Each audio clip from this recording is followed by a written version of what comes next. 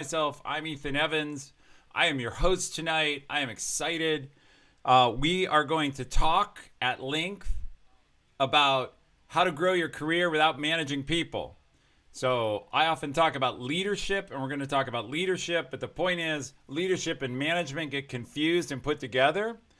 But before we get into growing your career, we need to get all over some stuff that's happened. So, last week, we had Kristen here on the stream Friday night. We had her live after doing a bunch of remote sessions, and we had a great talk with her.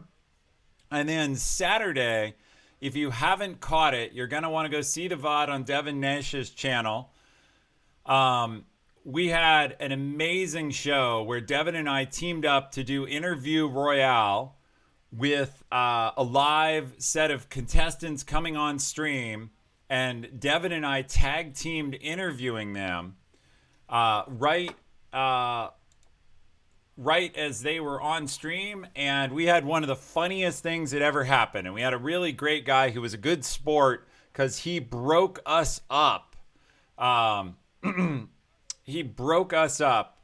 And yeah, there are some homie healers out there. If you get the meme, if you don't, you need to watch some clips or get a quick check of the VOD, because it was the funniest thing, and we had 1,000 people watching. And I'm sure some of those people are here, so welcome.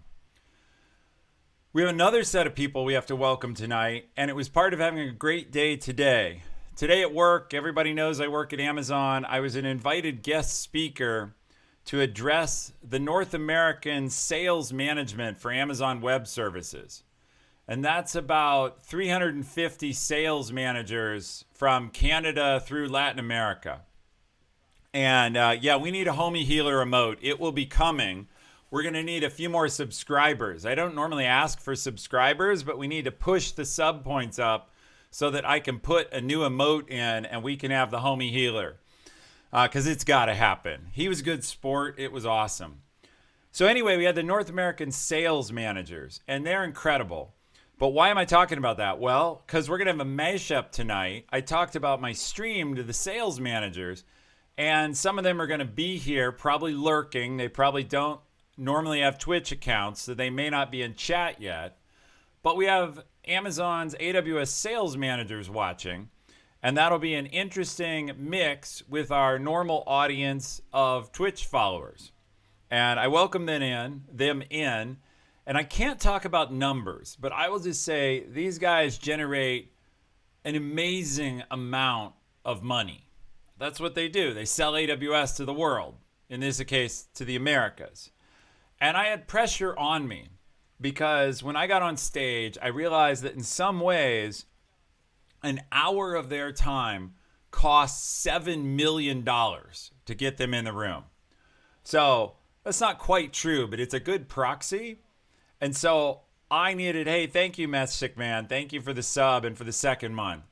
I realized I had like 55 minutes to be worth $7 million to that audience. So that was pressure, and I loved it, and we had a great time. So I'm glad they're here. And that's what we're seeing with this show. We had 1,000 people watching me and Devin. We have a huge audience here tonight for this stream. We had 350 of the sales managers. This is going great, and talking to you guys every week is helping me get better at helping a big audience on any channel in any venue, and I appreciate that. So thank you for being here. So all right, let me jump into our topic. First, everyone knows we're a question and answer driven show. So you guys have been great the last few weeks, giving me good questions to work with. If you haven't yet, please go to our question and answer extension on web or on mobile and give me some questions you want to know about how to grow your career as an individual contributor. If you're a manager, how to grow your individual contributors who report to you. And hit me up. I have some things to say about it and some stories to tell, but I really want you to give me stuff to work with that is what you want to talk about. All right. Let's see. So let me jump in. I promised in the social posts about this show to talk about why, when I have to make compensation decisions, there's some people I'm eager to pay more and some people I'm not. Um, so this isn't going to surprise you that much. Uh, I pay for more value, which is something you've heard on this show before. But we pay for value. Okay, great. Thank you, Ethan. You say that all the time. And we've talked about the magic loop of how to increase value. As a quick review, the way the magic loop works is simple. It's 5 steps, and we've talked about them a million times. Number 1, be doing your job well. If you're not doing your job well yet, go fix that. Number 2, go ask your boss what he or she wants you to do. How can you help? Number 3, when your boss tells you that something, go do it. Do it well. Number 4, go back to your boss after you've done it well and say, hey, this is what I would like to do. Can I get some work that will help grow my career in this direction? And number 5, when your boss gives you an assignment that aligns with your career goals, kill it. Do that loop over and over as fast as you can. Your career will grow. But tonight we're going to talk about specifics. So there are 2 things. So individual contributors, they have 2 ways they can grow. One way you can grow is increase your skill. You have a craft. You have an art. You have Hyena MC. Yeah, basically kill it, but we're going to talk about how to kill it and how to get better at killing it. And with a name like Hyena, you must like to kill it. Come on. And you're a Twitch Prime member, so here's to you. Oh, by the way, we are celebrating tonight cilantro mojito, but in this case made with pineapple jalapeno whiskey. So I got to thank my support staff. We're on it. It comes out of this magical little bottle here they gave me as a prop. All right, so this show is going to get better as we go. As the glass gets empty, the show gets better. All right. Skill. You have a craft, you have an art, you have something you're good at. You're an engineer, you're a lawyer, you're a finance person, you're a doctor. You can hone that skill. One way to be worth more is to be an expert. So, one way to kill it is as an expert, how do you grow your expertise, or how do you become an expert? Well, there's a list of things you can do here. You can practice your craft. You can work on it, just sheer practice. There's a study, it's well known now, that it takes 10,000 hours to become an expert in what you do. So that's one thing you can do, is you can go become an expert and work on that and put in your 10,000 hours. Like I talk a lot on here, how I've done 2,500 interviews. Well, 2,500 interviews is about 2,500 hours. So I've put in some time to get good at it. And I met one of our executive recruiters who'd done more than 10,000 interviews. Second, another way to improve your craft is to get a mentor, to go to school, go to night school, go to more school. And by the way, moderators, we have unapproved questions. Oh, there you go. You're on it. I see them rolling over now. Sweet.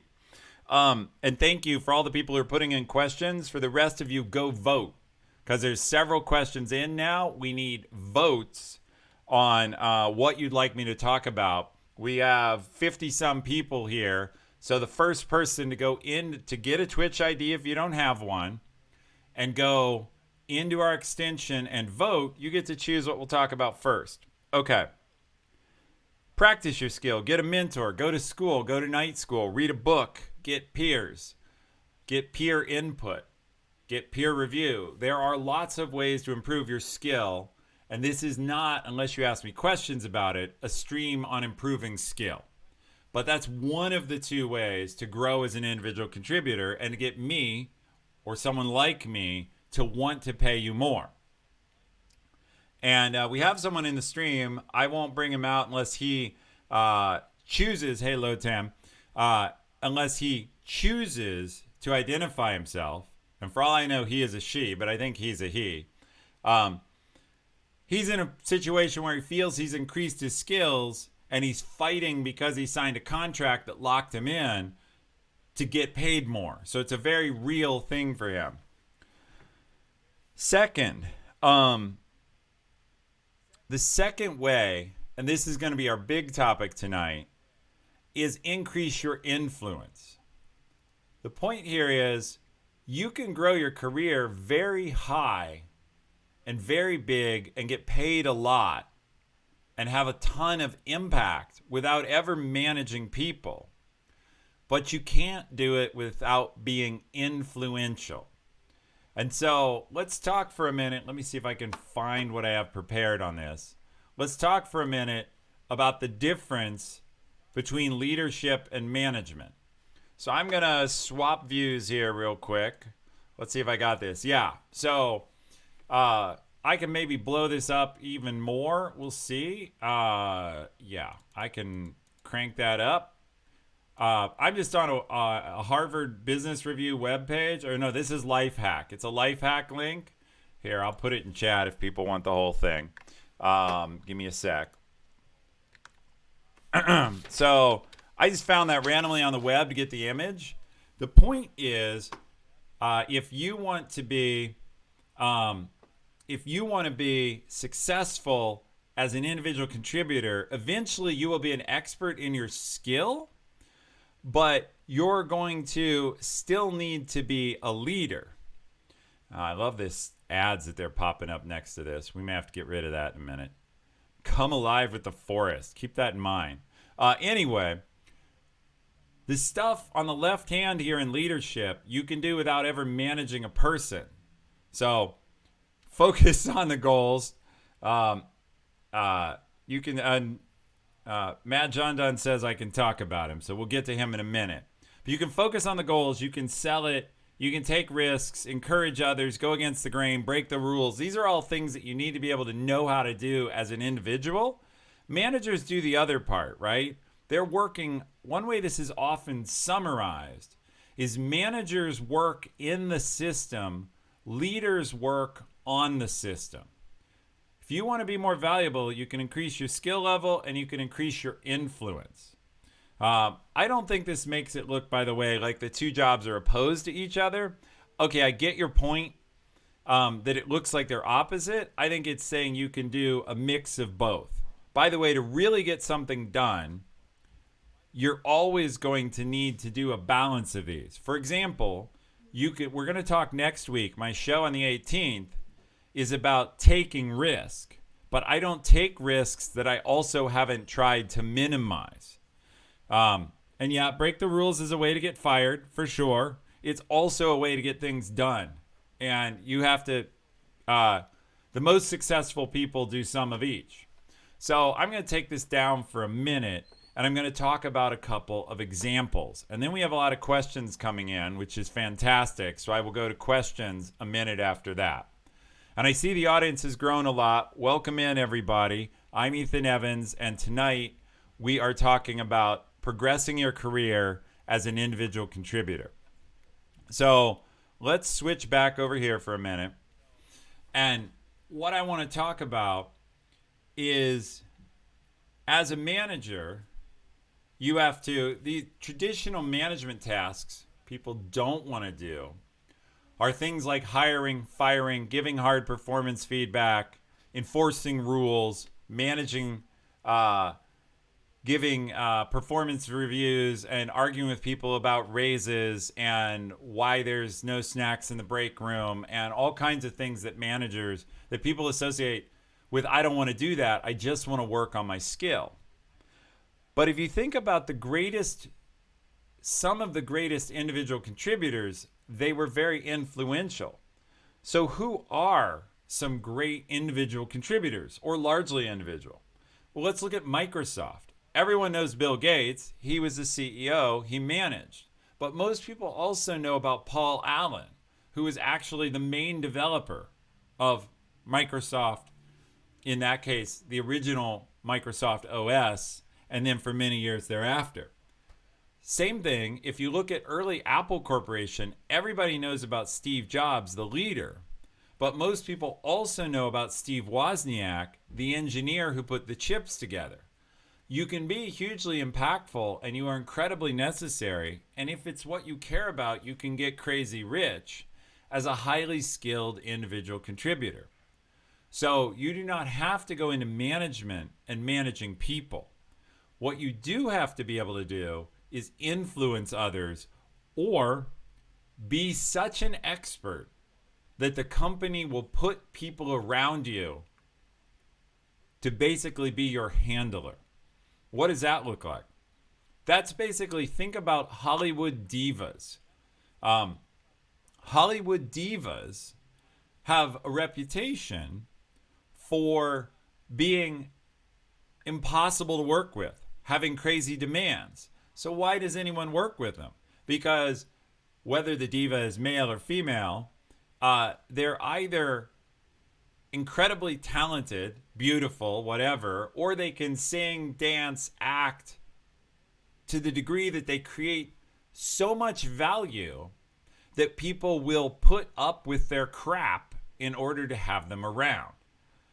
So, in the end, you either have to be so incredible that people will put up with your crap, or you need to develop enough social skills that you can still get your value out into a whole team. So that's kind of the end of the monologue I want to go over. I want to share a couple resources and we'll jump into questions. So let's see. I haven't been keeping up with chat for a lot of this. I will get back to Mad John Dunn. His situation is he signed a contract a couple years ago to get money for school. And now he's increased his skills a lot, but the company doesn't want to pay him more for his higher skill because they're like, we bought and sold you a few years ago, and if you leave now, you owe us a bundle in repayment. And so he feels trapped in that contract. So if you want me to talk about that, put a question in the question widget, and he's here. We can discuss that with him. What are some examples of social skills? Dr. Jabri, that's another good one. If you want, I will talk about that. Again, put it in the extensions widget. I also see we have Plus David, one of our moderators here, giving you a list. So I am happy to answer these questions in a second. Okay, let me flip through a couple resources, then we'll go to your questions. And this is great. We're going to kill it tonight. All right. Let's see. So everybody knows I have a recommended book list. You can check it out here. I need to go add this book to it. But my blog's theeasycoach.com, and those are the recommended books. We've talked about this book before. Start with Why. How great leaders inspire everyone to take action. So I looked up today on the Harvard Business Review, and it defines leadership as influence and inspiration versus, let me see if I can find this. It's in my notes. But I'll go look for it in a second.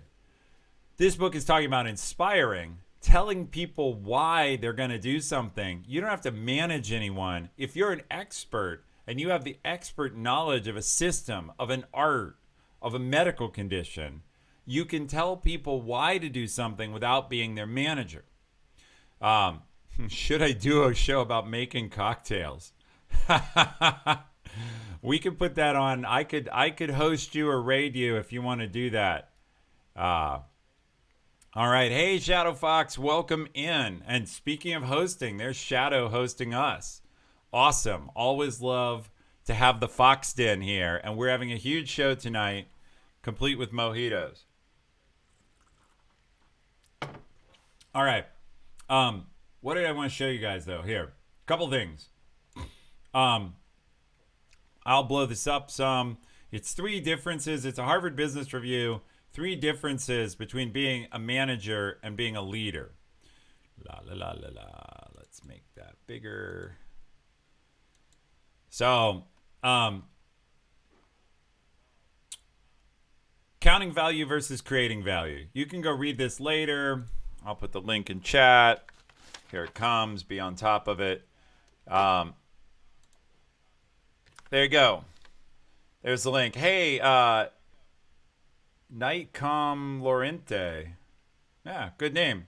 Thank you for the Twitch Prime sub. Always appreciate those. So 3 ways. 1, counting value versus creating value. Managers are usually about counting, not creating. By comparison, they're keeping track of. They're making sure people work their shifts. They're making sure the hamburgers get sold and how many. Second thing is circles of influence versus circles of power. Leaders create circles of influence. And as an individual contributor, you want to be influential. Managers create circles of power. How many people report to them that they can tell what to do? And that's leading people versus managing work. So let me find my quote on this. Going to take me a sec. We'll go back here. There was a great quote I got on this. Let's see. The Harvard Business Review quote was, "Influence and inspiration separates leaders from managers, not power and control." So I'll put that in chat too. Just a sec. But that quote really defines what I'm talking about. Creating value discussions. Yes, that's what we're here for tonight. So what else do I want to show you? Is there one more thing? I think that's good. I think we played show and tell enough. We're ready to go to questions. But we have good questions in, and we have a lot of them, a fair number. So I see the audience has grown again. That's probably the Fox Den here. We have 80 people. I'm Ethan Evans. We're talking about how to grow your career as an individual contributor without needing to manage people. And specifically, there are 2 ways to do that. Either increase your skill or increase your influence and your ability to get other people to do what your skill says they should do. So you can be a leader without being a manager. And that's how you get paid. And I love Twitch names. They're unpronounceable. Anyway, thank you for the sub, the tier 1 sub. Much appreciated. Let's go ahead and go to the first question, because I love to do questions. So the mods will pop that up. I'll go ahead and read it. And that question is, what are the limits of pushing what is expected of you by using the magic loop? How does overtime and work-life balance fit in this picture? This is a great question. So for anybody who hasn't heard it, I'll review the magic loop real quick. Magic loop I talked about earlier. It's my recommended way to grow your career, whether you're a manager or not. It's 5 steps. Do your job well. Ask your manager what they want you to do. Do it. Ask them if you can do something that you would like to do in line with the work. Go do that. Go around this loop as fast as you can. So this question is, how do you survive that? I love that the name was supposed to be impossible to pronounce. You nailed me. All right. So obviously the limits are your own willingness to put in overtime and how that impacts your life, but it's also how efficient you are at your work and how good you are at saying no. So I gave this example today. Consider if you work with others, whether it's on a school project or on a team at your office or anywhere you work, think about the best person you know and the worst person you know. Now, when you think about that best person, let's assume they don't get back to you on an email. Or even worse, that you ask them for something and they tell you, no, I can't do that right now. What do you think of that person who's normally very good and delivering a lot of value? You normally think, wow, that they must be busy. They must have a good reason. They're probably doing something important. Maybe I need to go do this myself or find someone less valuable to give it to.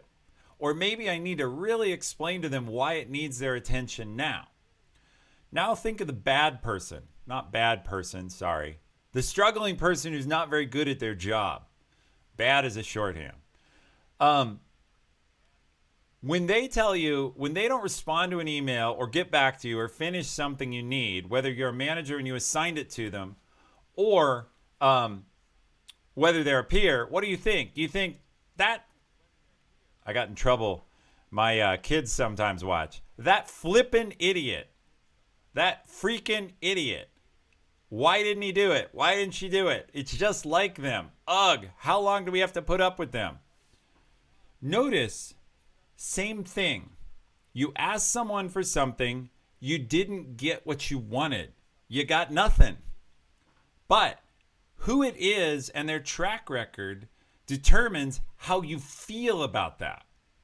So if you want to be effective and have the space to work on the stuff you want without working endless overtime and having some work-life balance, be valuable enough that the person you work for or the situation you work in, you can put the so-called shit work on other people. There is a whole profession, without being a jerk about it actually, of putting your shit work on other people. And that's simple. There is a hierarchy of how valuable people are in terms of money and to the success of the company. And there will be people who are paid to do the other work so that you can do the extremely valuable work if you're excellent at doing valuable work. So if you want to do only what you want and nothing else, be so damn good at it that people will let you get away with it. That goes right back to the Hollywood diva I talked about earlier. If you can be so good at looking pretty in a bathing suit or swimming, singing a song or acting, you don't have to do anything else in your life but that.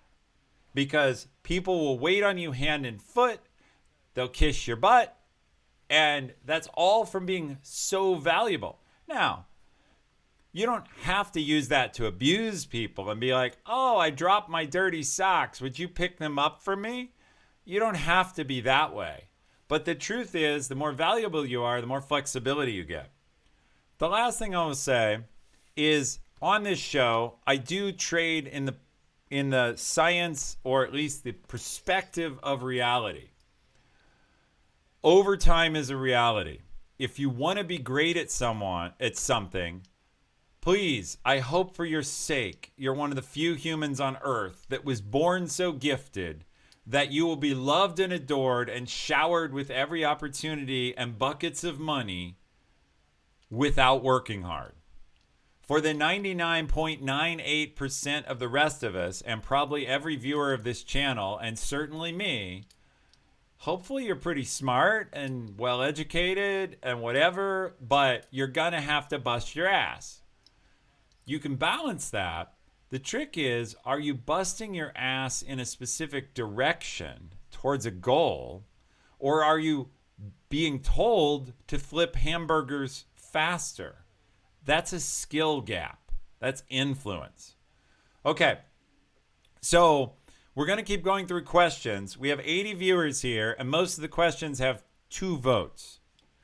I know we have some new viewers from the AWS community. If you want to vote, you have to take a second and create a Twitch account, log in, and then start the extension, which is a little icon at the right-hand edge of the screen. Chat, I see we keep popping up the ways to vote on questions, but help out some of the people and explain to newcomers who've never used an extension where and how they can go vote. Because I'll answer 2 vote questions, but 78 of you are missing out on your chance to decide what I do tonight. And I really am grateful for the audience tonight. This might be, without a raid, the biggest audience this show has ever had, and I am not surprised, because as an audience, we've been killing it. And yeah, Base Lemur, there's some AWS sales managers here. Yeah, you can also scroll the screen down and get the channel description of how to ask the questions. All right.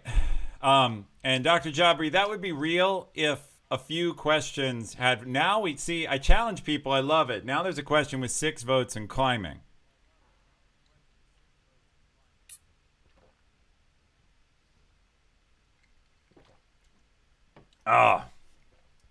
I hear mods saying the question link is wrong again.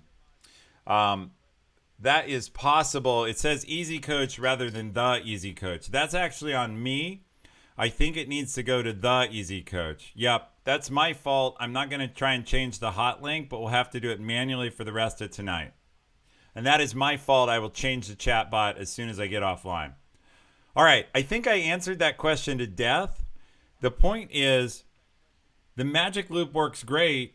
And if you do it well, you don't have to work tons of overtime because you can delegate your work somewhere else. You just ask your boss a two-part question. Hey, I want to do this high value thing we agreed to. Who can I give this other work to so that I can work on the thing you want? So we're going to go to the next question. How do you win over your peers to spend time supporting your project when they have competing priorities? Influence. Now that's a simple answer I gave smugly. So let me break that down a little bit. But if you want your peers to work on your priority, you're going to have to be influential with them if they have competing priorities. And what that means specifically is you're going to have to explain to them in a way that's convincing either why, oh, hey, thank you, Akbla. I haven't seen you here in a long time. I'm glad you like the new layout. And he's back for 7 months with Twitch Prime. You're going to have to influence, and you're going to have to help them see what we call WIFM. What's in it for me? People, and we've talked about this on other shows, other versions of the show, people only do what's in their emotional and personal self-interest. Yes, some of us are a little bit altruistic, or we feel a little bit of loyalty to the job, and we're like, I'm going to do what I believe is right, or I'm going to do what the company wants. But even then, understand we all like to be heroes of our own narrative. And so we're telling ourselves a story, we're breaking our arms, patting our own backs and saying, see, look at me, I'm a great person. I do the highest value work. I do what's needed. I do what I'm paid for, what the company wants. That's how we all think. We're always telling ourselves and yeah, plus David has put in the right link for questions, and I will fix the link in the bot after this. That's my fault for a typo. And it solves a long-term mystery of why questions were going into a black hole. I'm sorry for that. We'll fix it. Anyway, to be influential, therefore, you have to get inside my narrative and help me understand how I can be a hero doing what you want. That's essentially what influence is. Tell me how I can feel good about myself and get paid more or get accolades from my peers and boss by doing what you want. That is influence. How do I get to be the hero? And if there's anybody in chat who honestly can say they don't like to be the hero, I would say talk to Life Coach 724 and he will help you understand why it is you want to be the hero. Okay. Why it is you're lying to yourself, basically. So, there are some ways to convince people beyond just appealing directly to their motives. Give them data. You're an expert, remember. You've developed expertise. That's the point. Go give them data on what you're doing. Go give them reason.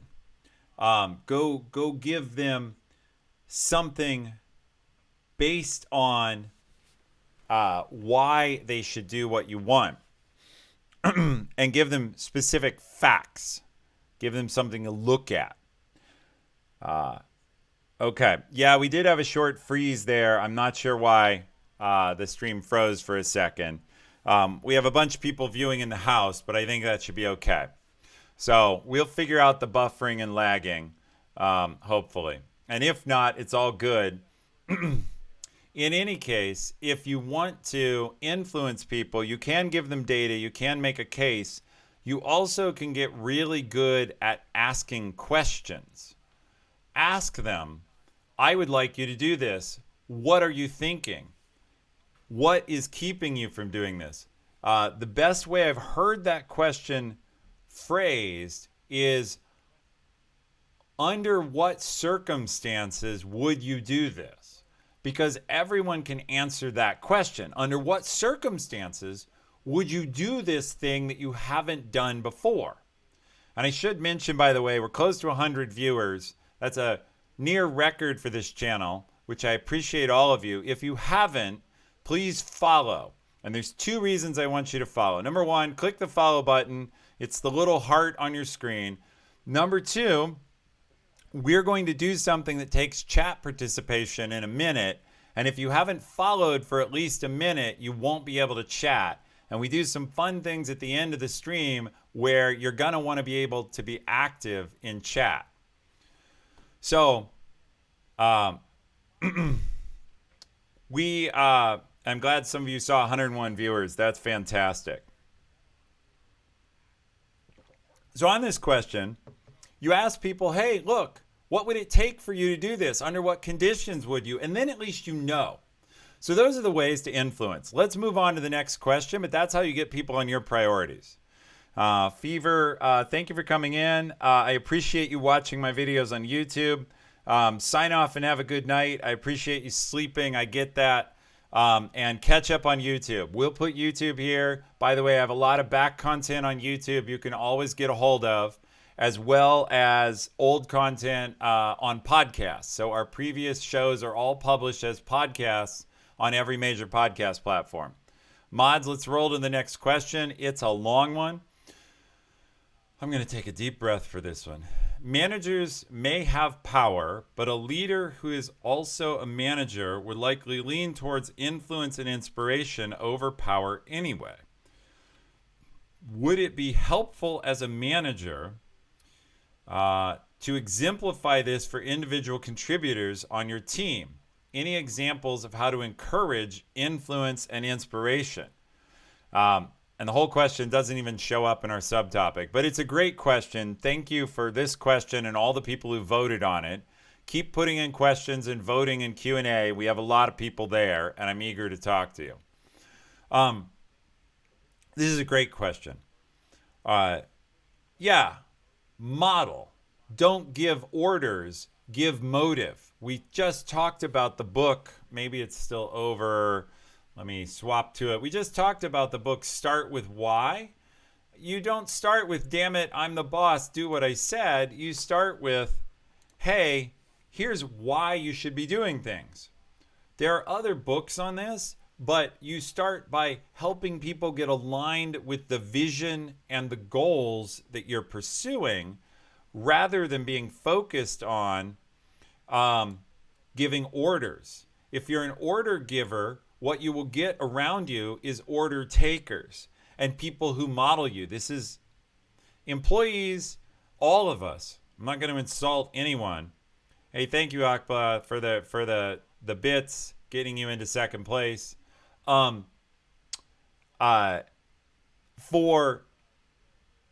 anyone, we are all just like children.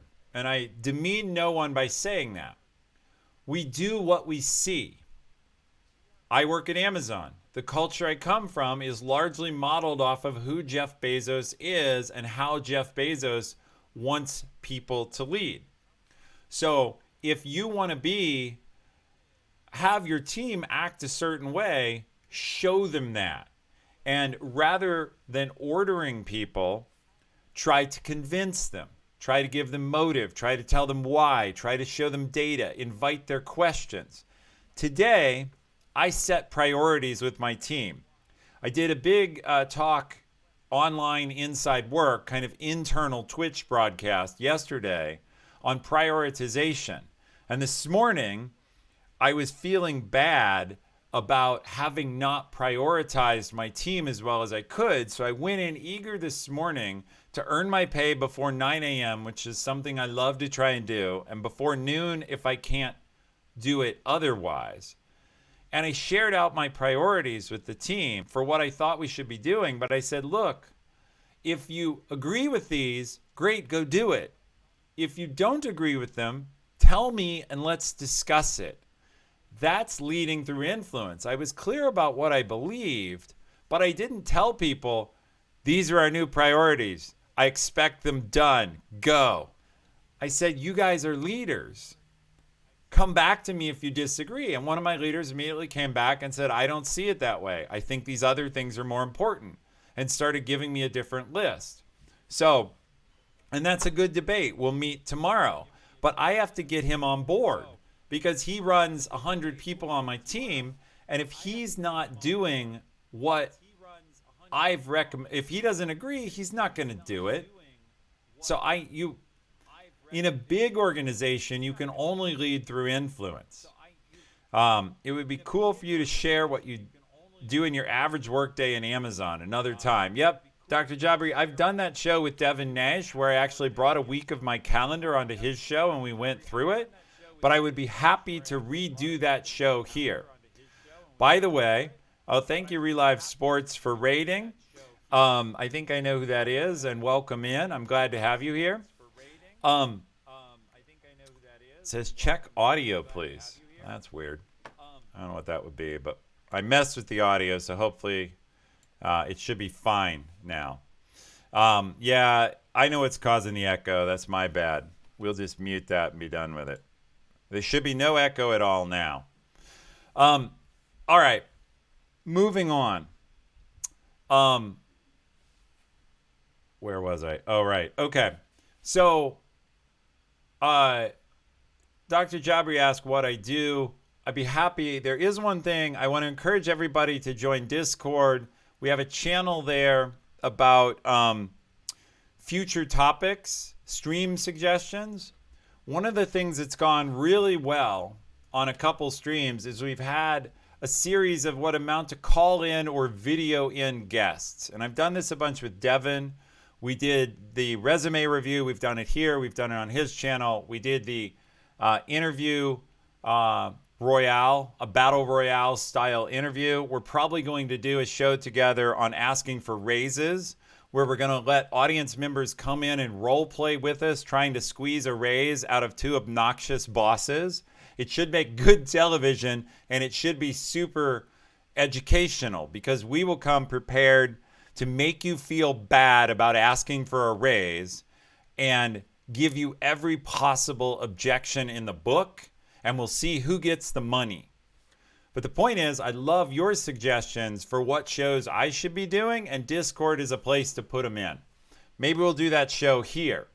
We could start doing shows like that if this audience of my regulars wants to come on this show and have fun like that, realizing that sometimes the best fun is a little bit edgy and harsh. So if you're bold, come on up and come get it. All right. We've killed that question. We've beaten it to death. We have a question with 9 votes. That's awesome. Mods, let's roll to that. It says, you showed the graph that contrasts management and leadership. How does one know when to break the rules in the diagram? So let me put that back up while I'm talking about it so that people who came in know what I'm saying. Give me one sec. Okay, I was talking about this diagram. And somewhere in here it says break the rules. And then on management it says follow the rules. Okay, this is tough. I don't want to get anybody fired. At the same time, everyone bends the rules. Tell me honestly in chat that you don't ever speed. Why do you speed? Well, you want to get somewhere fast. I got it. But why else do you speed? Oh, these ads are killing me. We just got to blow this up till they don't show anymore. Bing, bing. There we go. Goodbye, ads. I just demonetized their page. I'm a bad person. Okay. So anyway, why do you speed? You want to go somewhere, right? But you also speed because in the back of your mind is, hey, I'm unlikely to get caught and I'm going to get there faster. And even if I do get caught, it's kind of going to suck, but I can survive having 3 points on my license and the $100 or $200 because I'm probably not going to get caught. So we all break rules all the time. You've got to decide what rules you're going to break. I am not talking here about breaking rules like embezzle from the company or pay bribes. Those are pretty serious rules to break that A, are unethical, and B, can put you in jail. So I would recommend against breaking those rules. But basically, companies are full of bureaucratic bullshit. And you got to find no work gets done by following every rule. It just doesn't. Think about your workday. Do you answer every email? Are you supposed to? Do you go to every meeting? Do you file every piece of paperwork? Do you only buy things from the cheapest vendor? No. You find ways to do the right thing. So I guess what I would say is the difference between break the rules and follow the rules is, does this rule apply here and does it make sense? And then also, someone in chat says it's managing risk and your edge. That's exactly right. You have to decide the risk reward. Is this rule applicable? And is the pain of going around it worth the results? Yeah, Fungaroo. It's more of a guideline. That is exactly right. The quote obviously is from Pirates of the Caribbean. And I love when the bad pirate says to the heroine, well, she's quoting the rules of piracy. And he says, they're more like guidelines. And yeah, you can break the pirate code. How do you decide when? Is it worth it? Can you pay the penalty? Can you face up to paying the penalty? So I haven't had story time yet tonight. And I see Mad John Dunn is saying this is his question. I'll come back to that right after story time. So here's story time. Early in my career, our company, this is long before Amazon, was going to do a layoff. And I was a new manager. I had a team of like 8. And my boss came to me and said, we're doing a layoff today, and we're going to be laying off people around the building. I want to let you know that you and your team are not affected. You can't tell anyone, though. I said, okay. And she was very clear, don't tell anyone. And I thought about this, and I thought, that sucks. Like, my team's going to be terrified. So I went to my most senior engineer, and I asked him for consultation. I said, look, there's going to be a layoff today. Our team's not affected. Should I tell my team? Should we get the team together? And should I tell them? And Pashi's right, but you're spoiling the story. Yeah. So what I did is he said, you should definitely tell them. So I said, okay, go get everyone in a conference room down on a different floor. You go get them, and I'll tell them. So we gather all my team in a room, and I say, look, there's a layoff coming today, and I don't know anything about it, and I'm not supposed to tell you, but I want all of you to know if you hear about it or see problems, you're not affected. And right then, my boss walks in the room, and she looks at me and is like, what in the hell are you doing? I just told you like 10 minutes ago, don't tell anyone, and here you are telling everyone. So, you know, I'm a kid. God, I'm 25.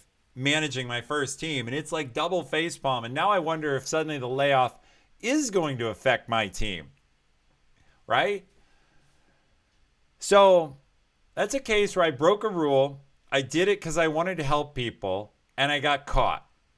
My boss threw everybody else out of the room, and she said, why did you do that? And I said, I told her why. And she said, look, I understand why you did it. I actually do. It's something I'd have done when I was your age, but it's a bad decision, and now I can't trust you on this stuff.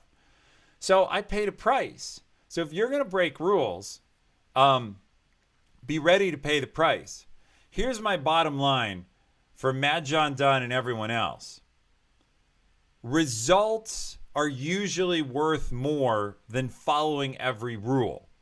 I talked about earlier, if you're a top performer and they don't, someone that you know who's great and they don't deliver something, they get forgiveness. Someone who stinks, whose work stinks, and they don't deliver something, they get fired because it's the last straw.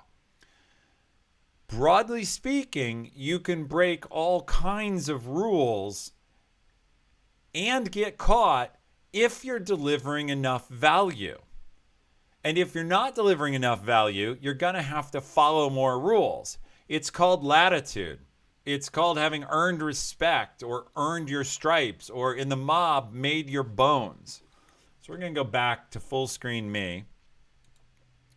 That's the answer, which is following the rules all the time is not worth it. It will slow you down, but you have to be valuable enough and you have to have delivered enough and have a track record of success that when you screw up, people will give you a break.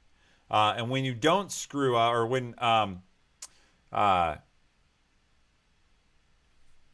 your few screw ups will be outweighed by your many successes.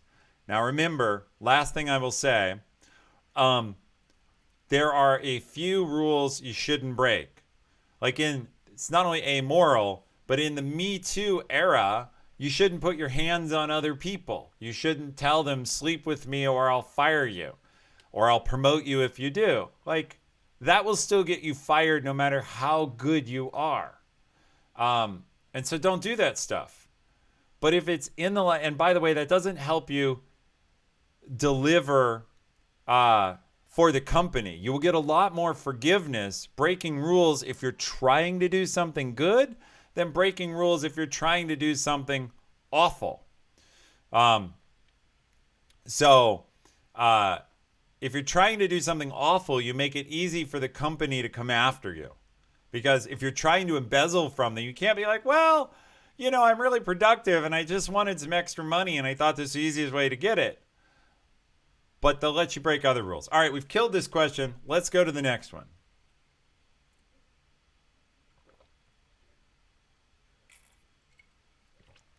And somebody said earlier that my advice, hyena, I think, just kill it. Well, we're killing each question. So, what should be your goal at any networking event? Wow. Make connections. This one hasn't popped up yet, but the question was, what should your goal be at any networking event? There it is. We'll answer this one, by the way, and then we'll go to the question of the day. So if you haven't logged in, we're going to have a huge question of the day because we have 90 people here. So log in so you're going to be able to chat. But what should your goal be at any networking event? Your goal should be either renew existing connections if you know some people, or meet some new people. Find out about them. Find out who can help you with what you want. And don't be a jerk and only be interested in yourself. But any networking event, the simplest thing to do is ask questions. People love to talk about themselves. I was at a networking event last night, and it's for my charity, the Washington Trails Association, where I'm on the board, and we were hosting volunteers. And there was this woman who looked lost, and I could see she was walking around with a tray of hors d'oeuvres or a plate of hors d'oeuvres looking for a place, and I had my back to her. And I moved aside at the little table we were standing at so she had a space, and she was so grateful. And we started to talk to her, and she asked a question, though. She said, hey, thank you for inviting me over. What's your favorite trail? Well, duh, it's a bunch of hikers. They love to talk about that. And we brought more people in. And a few minutes later, I was able to excuse myself and go host some other folks. The point is, it was easy. Everyone else at a networking event wants to meet people too, and most people are fairly polite. Your goal should be make connections. Almost everyone in life has something they can offer you. They can be an ear, but more than that, they may not know how to help you, but they can introduce you to other people. And so even if they don't know exactly who you want, or they can't help you get promoted or grow your skills or whatever, they know someone else. So you just ask them and you say, look, I'm a lawyer. I really want to get better at corporate law or contract law or tax law or whatever. Who do you know is best in the field that I might talk to? Or what's your most interesting thing you've run into? Kristen is the ultimate networker here. She loves things like this. So what she says in chat, you can also just learn by listening. That's another thing you can do at a networking event. So look, we'll do the question of the day now, but I think at a networking event, just get comfortable talking to people and making friends and let the rest happen naturally. networking doesn't have to be hell. It can be a drink in your hand and chatting with folks and learning. All right. So for those of you who don't know, here's how question of the day works. And everybody's going to want to jump in. For 14 weeks now, we've been doing the question of the day from Arthur Aaron and his research that it brings people closer together as the questions get more intimate.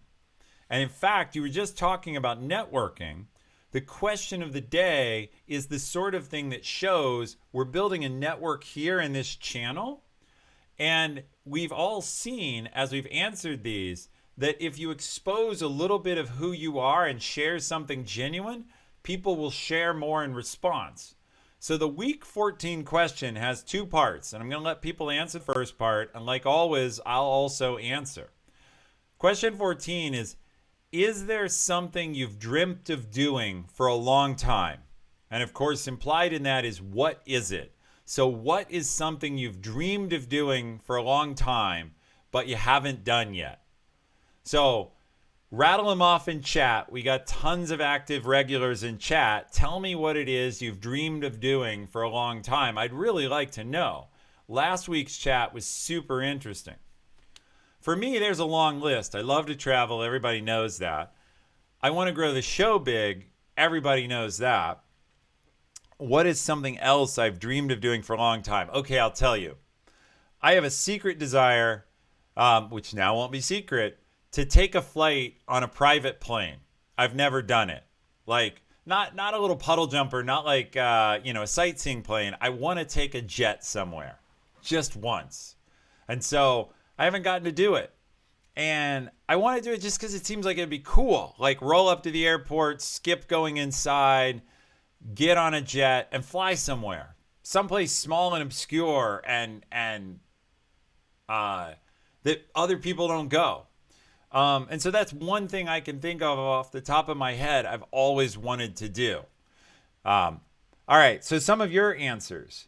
Opening up a brewery or distillery. Matchstick Man, awesome. Draw portraits, ether night, kayaking. Try living in another city. So, Yo Hi Fei, you got to tell us where you live then, if you want. Octane 105, skydive. Yeah, that's on my list too. I want to go to Paris. I want to go to Japan, North Korea, or maybe that's where Apache thinks I want to fly. Nightcom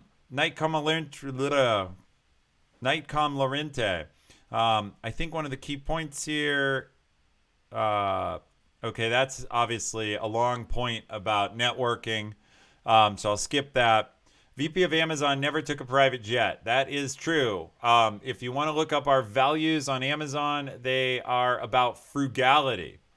One of our leadership principles is about frugality. I have flown to Bangalore, India 5 times, and I have flown completely around the world twice. I am 6'2.5", and I have done it all in coach because Amazon doesn't buy VPs or anybody else business class or first class tickets. We spend the money giving discounts on product. So if you want to fly in business class, don't come to Amazon. If you want to do interesting work, come to Amazon and ideally be a little shorter than me. All right, Pink Dragons, open a karaoke martini bar. Furrow Key, a half Ironman. What is the secret item behind you this time? That is for later, but we showed it right at the beginning. It's not behind me, it's in front of me, and I'll put it up later. Let's see. T Weirdo, all over Australia and New Zealand. I guess that's travel. All right. So here's the punchline to this question. And now everybody who's answered, answer this. Why haven't you done it yet? And I will answer as well, but I appreciate everybody answering here. My answer is I'm cheap. I could probably, a private jet costs about $5,000 an hour to take somewhere. And you can't go, Seattle is at least an hour from everywhere. So I'm just not willing to spring the $5,000 yet. So I concoct plans in my head, though, to get a bunch of friends together. Because if you had a private jet holds 6 or 8 people, the smaller ones, the ones you can get for $5,000, the other ones are more. But if you have 6 or 8 people together and you're going to go somewhere for like a weekend or a party or an event or a concert, 8 people times $5,000, or divided into 5 grand is $600, and that's like the cost of a regular plane ticket. So I think I'll do this sometime, but my thing is I'm too cheap. So that's an honest answer. Sorry, I'm frugal. It's the same reason I was okay flying around the world in coach. So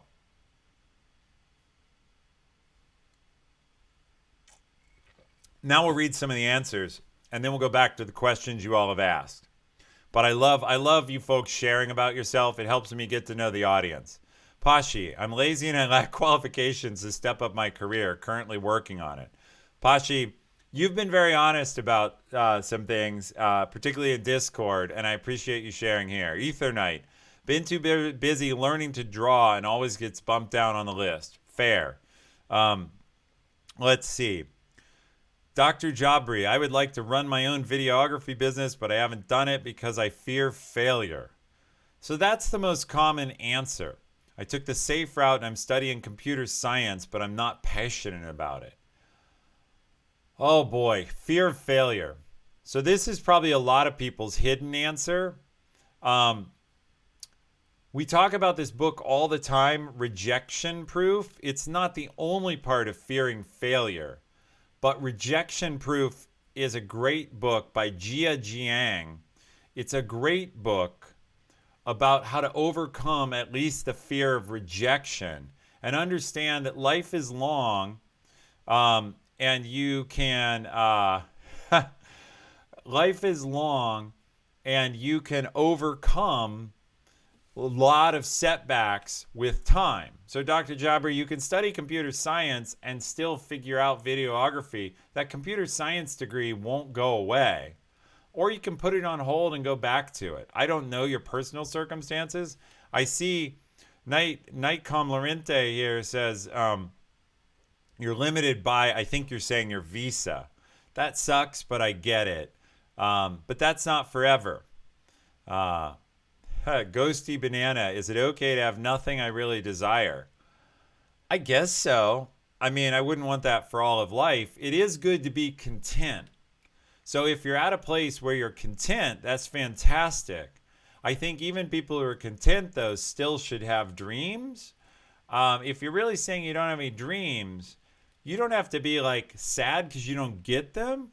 But is there nothing you want to do at all? That feels a little sad. Fungaroo says, always felt like there's an unrecognized fear of success as well. All right. Yeah, so Pashi, the 10-10-10 rule you cite is really good.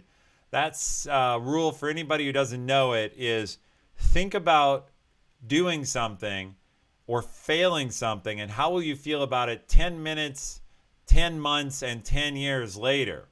And the truth is, if you think about your past failures, probably 10 minutes later you felt really bad. Maybe 10 months later, you felt kind of bad, but 10 years later, you probably didn't care. All right, we'll go back to being on topic now. We've had a good long show. We're an hour in. We've been crushing it on questions about being an IC, and we've had a huge audience. So I want to invite that audience one final time. If you have questions you want me to answer, most of you are logged in now. Some of you can go vote. And you can vote in our extension or at the link that Plus David has been putting in on our what I answer for the final few questions. And I love this. And we're going to get to a bunch of them. For anybody else, I will give a pre-advertisement. We talked about taking risks here. My show on the 18th on Monday, just 5 days from now, is going to be on taking risks. So come back in 5 days and we'll talk about how to judge risk, how to manage risk, how to recognize risk, and when to take it specifically. And then a week after that, I'm going to have the head of Amazon's student recruiting program here. And we're going to talk about how we do the crazy numbers of hires we do, where we do 3,000 college hires in computer science. So Dr. Jabri, there's hope, although you want to do something else. and 3,000 interns every year. And no, Garvey is head of Twitch um, uh, student relationships. I'm talking about Amazon's US wide head of campus recruiting. So, okay, we're going to hit the next question. How do you network with someone in real life and leverage that into a job opportunity? So I assume this could mean a few things. And so I'm going to have to interpret this question a couple different ways. Let's assume first you've built a network on LinkedIn and you're reaching out to someone about a job opportunity. It's better if you've kept that relationship warm so they don't feel used. But it's okay to be straight up about what you're looking for. And you just go to them and say, hey, we're connected. We have XYZ in common, cite anything in common. We went to the same school. We like the same music. I noticed you're a sports ball fan of this sports ball franchise or that sports ball franchise.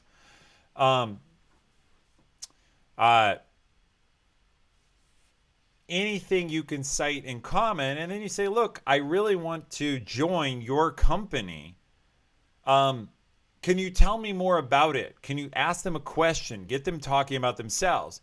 Can you tell me what you like about it? Can you tell me what you've found best and most challenging? Don't just say, hey, will you recommend me? Get them talking about the company. Ask them to share their expertise. Honestly, ask them if they would recommend it. It's possible they hate it and they will tell you, you know what? Never come here. Or they'll tell you honestly, like I did, if you want to fly first class, don't come to Amazon. If you want to do amazing stuff, come to Amazon. So you'll get honest answers. Second, if you don't have a specific job in mind, but you're just talking to somebody to find jobs, same thing. Ask them questions, get them talking about them, show interest in them before asking them to show interest in you. And you can totally say, hey, we'll take Dr. Jabri here for a second. I'm a newly graduating computer science major. Where do you think I should look to apply myself? What would you recommend? You don't say, can you get me a job at your company? You say, where I'm interested in this or I'm interested in that. If they want to sell you on their company, no one will recommend or push you as hard as when they've sold themselves on you. So I think FurrowKey was here earlier. FurrowKey did a live interview on my channel, and I referred him into Twitch to get an internship. But he didn't ask for that. He just came on the channel and interviewed. And as I interviewed him, I realized, hey, you'd be great for Twitch. And I said, have you ever considered Amazon or Twitch? And he said, yeah, I'd really like to work at Twitch. And then I referred him in. He didn't ask. He never actually asked. And, you can go watch that show. You can see he never actually asked for a referral or help. Be human. Simplest possible advice for networking as well as managing or leading. Treat other people like you wish they'd treat you. So if you're wondering how to network or how you should approach someone at a networking event, just ask, how would you like to be approached? All of you are an expert at something. All of you have some expertise. If someone was going to come ask you about your expertise or your connections, how would you like to be asked? Then do that. All right, great. Next question.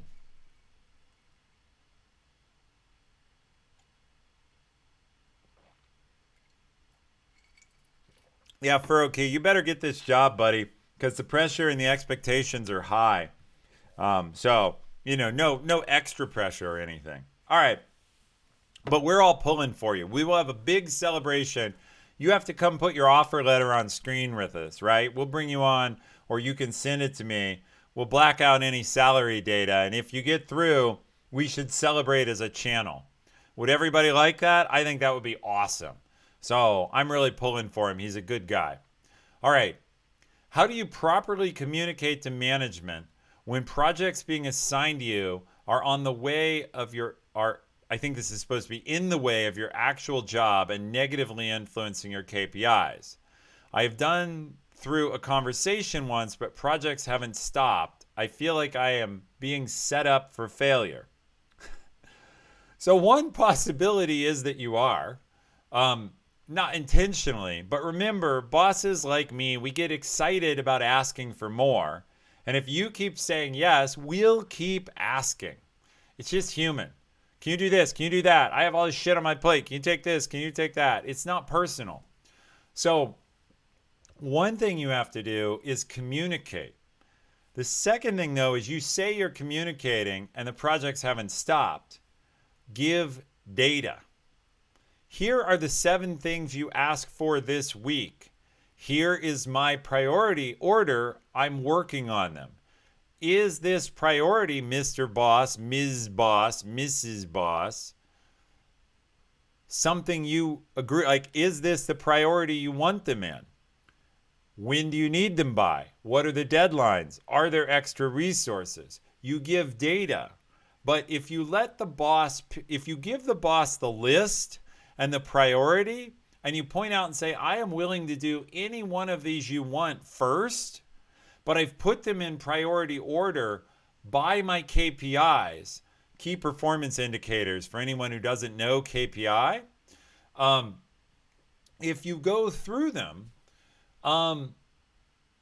usually bosses will choose if forced. It takes a real jerk boss to say, yeah, boy, I don't know. I see you have 17 things. You're going to have to work a lot. Like, I feel like we should, in that case, play the clip from Office Space where the terrible boss is like, yeah, so I'm going to need you to come in on Saturday. So if you haven't seen that clip, you can go find it. But the point is, don't work for that boss. Get out. So.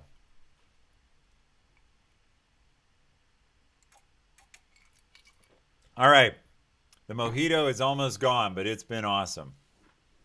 So that's one way to time the show, how much drink is left. All right. So basically, the way to stop it is to expose it. Be really public about it. Tell your boss the list of stuff and how you're prioritizing by KPI. And if they come and, yeah, Fungaroo says Lumberg. That's right. That's the boss in question. What was that whiskey again? Here we go. It's the hidden object I promised to bring back out. It's Suspect Jalapeno, Pineapple Jalapeno. And this is a little pony bottle. And they did tell me it wasn't empty. Quite. So maybe we should just refill the glass with some straight whiskey. Ooh, this is going to be good now. So now there's straight whiskey in the glass. So the show will get more exciting faster. All right. So I think I've actually answered that really well. I think I've answered the way to handle that. And so we're going to move on. And the next question is one I wanted to get to. Pineapple spicy whiskey. Yeah, that's right. It's good straight, too. All right. So the next question is, how did Mad John 123 handle his situation? And his situation, for anybody who doesn't know, Mad John 123, he's a student. And he must be pretty damn smart. And I forget where he was. I think maybe he said Charlotte, or maybe that was somebody else. But it doesn't matter. He got a job. He's going through school as a developer. But he got a local company to give him internships and to agree to pay part of his college. So good for him. That's hustle. Like, this kid is on the way. He's already head and shoulders above so many people. Like most of you here in chat, he's watching this and he discovered me through either Devin or directly, and he's motivated to improve himself. But the problem he gave me is he said, look, I've built my skills. I've worked here a couple years. I'm way more valuable. And I've offered my boss, I've asked my boss for a raise. And unlike most people, by the way, 70% of people who ask for a raise get one. So if you've never asked, you're leaving money on the table. But He asked and his boss said no. And apparently he's asked a couple of times. And he must, now, some of you could say, this would be reasonable to suspect, maybe they're not giving him a raise because he sucks. But assuming he's telling me the truth, that isn't so. And the reason is there were layoffs at his company. And he wasn't laid off. They kept him. So it's easy to fire the intern. Instead, they're giving him more work. So he's like, I already gained skill, but now they're giving me more work, and they still won't pay me more. Now Pashi says time to leave. The problem is his contract says if he leaves before graduating and working for 2 years, he has to pay back all the college money. So Pashi and others, leaving is really tough. So he and I talked about this in Discord. We went back and forth, and he's got some options. Number one, he can leave anyway. He can stick it to him and say, look, here's how it is, folks. Pay me more or I'm out of here. And the way to do that, so Mad John Dunn has given us more context, but it says he'd owe $20,000 if he left. So one thing he can do is bail, pull the ripcord and say, you know what? You guys are broke. You're firing people. If you want to waste money on a lawyer chasing a student, good luck with that. It's going to look horrible for you. And if you get a judgment against me, I got nothing to pay you. So maybe you'll get your money back 5 years from now when I graduate. But until then, you're screwed. See ya. It's a pretty good bluff. Potentially, if the contract is valid, they could win if they bothered. The second thing he can do, in my opinion, and in chat, I love it when chat jumps in and gives him opinions. If you all have better plans than I do, stick them in chat and tell him what he should do. Because I see us as a community, and a quote I like is that all of us is smarter than any one of us, and that includes me. I love that you listen to me and you hang out here to chat with me, but if you have better ideas for Mad John Dunn, we want to help him, and I want you to help him. What I told him was the second thing you can do is you can go find another company that will pay you more and get them to buy out your contracts. You get them to want you, and then you say, oh, by the way, I owe this other company $20,000 if I break their contract. So when you hire me, you're going to have to pay up $20,000 for them too. And that might be really hard during an internship, but when he graduates, there's a lot of companies on earth that for a top performer with a track record or with a lot of skills might pay 20 grand to buy him out. In the grand scheme of things, in computer science and in technology, 20 grand isn't that much. Now, the third thing he can do is he can go the nice way, and he can deliver this project he said he's on, and he can keep negotiating, keep asking, keep the pressure on. You can also play these strategies in combination. You can threaten. You can go to the boss and say, look, I just delivered this. You're struggling. You need me. I'm cheap. Pay me more. I've earned it. Show the value. Prove the value. One of the things I told him to think about, though, is think about the optics. And Pashi, this plays into what you said. Think about the optics of him asking for a raise when they're laying off full-time people. Imagine if it gets out that the intern got a raise. Meanwhile, I'm sure they've told all their full-time people, hey, we're really sorry. We know you have 2.4 kids and your mother-in-law is in the hospital, but we can't pay you more right now. And then they find out the intern got a raise. So he would have to play it really cool and not put his leadership over a barrel that way. But you have to tell that story in a positive way. So, all right. I basically told him those are his choices. I don't know enough of his situation or his personality or his comfort with risk to know between the show more value and keep working on the boss versus the big bold moves. So I'll let him interact with you guys in chat, and I'll read it for a second while I drink whiskey to catch up.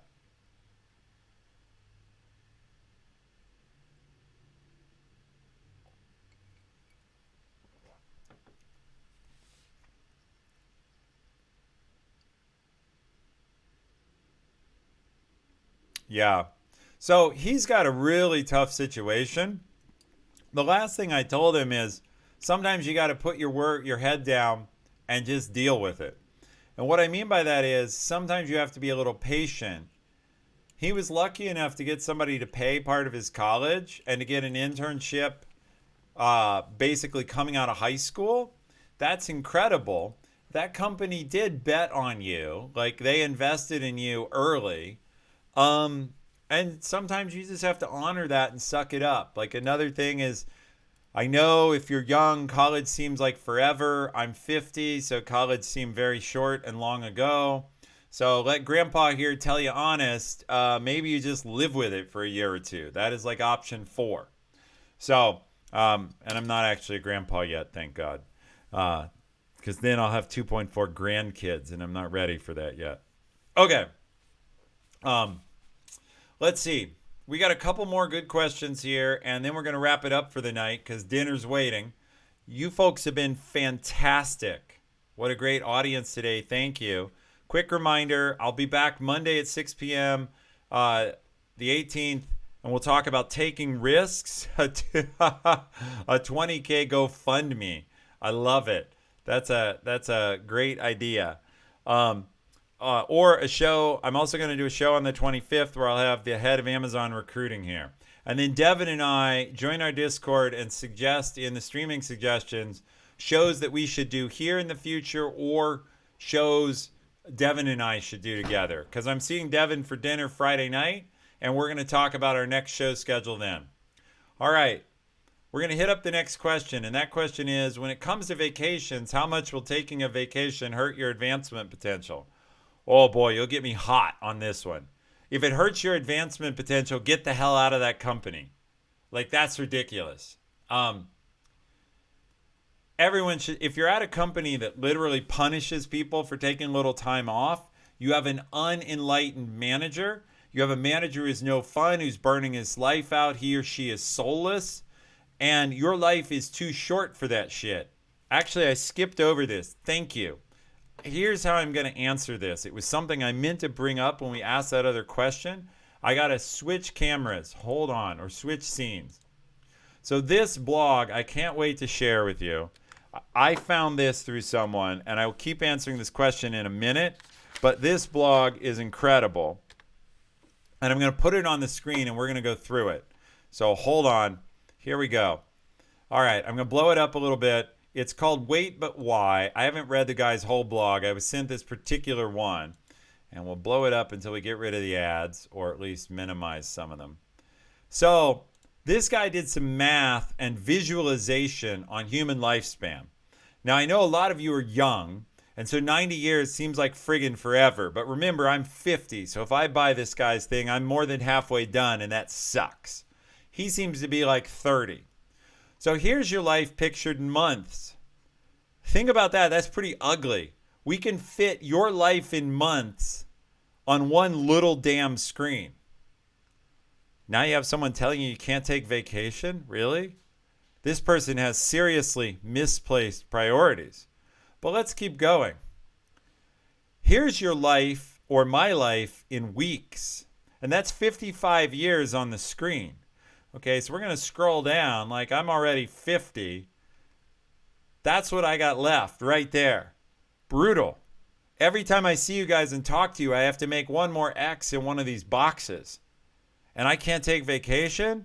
Screw you, buddy. Okay? Get a grip. I will go somewhere else. All right. I told you I was going to be fired up. Okay, we're going to keep going. Here's all the days in a 90-year human life. 2 rows equals a year. Each section is a decade. That's every day. Cross off a dot. Yikes. Now we get to some fun stuff he does, okay? This guy says he's 34. He's pointing out he only has 60 winters left. Well, I like to ski. That's important, and I got only half as many rows left as he does. Okay. Let's keep going. Super Bowls. I got less than that. Every Super Bowl. I like hockey, but whatever. Every Stanley Cup. Anything you like. Like, this is a pretty concrete way to think about stuff. Now, he swims in the ocean. I like to swim too, but I don't swim in the Washington State Ocean. It's too damn cold. Thinking about you're only going to get in the ocean 20, 30 more times, that's very real. And now you have some jackass telling you, sorry, I'm not going to promote you if you take a vacation so you can swim in the ocean. No, thank you. Please go away. Okay, come to Amazon. I told you have to fly in coach class and we'll work you hard, but you can take a damn vacation and you'll have the money to go to an ocean or go to the Super Bowl or go skiing. Go to Twitch. Go anywhere other than where you are. Now, I will answer the actual question, but it's so much fun to rant about this because I value enjoying my life. Books. I was thinking about this today. So, I believe what this guy believes, right? I feel like I have an endless number of books I'm going to read in my future. But he reads 5 books a year, so he has 300 books left.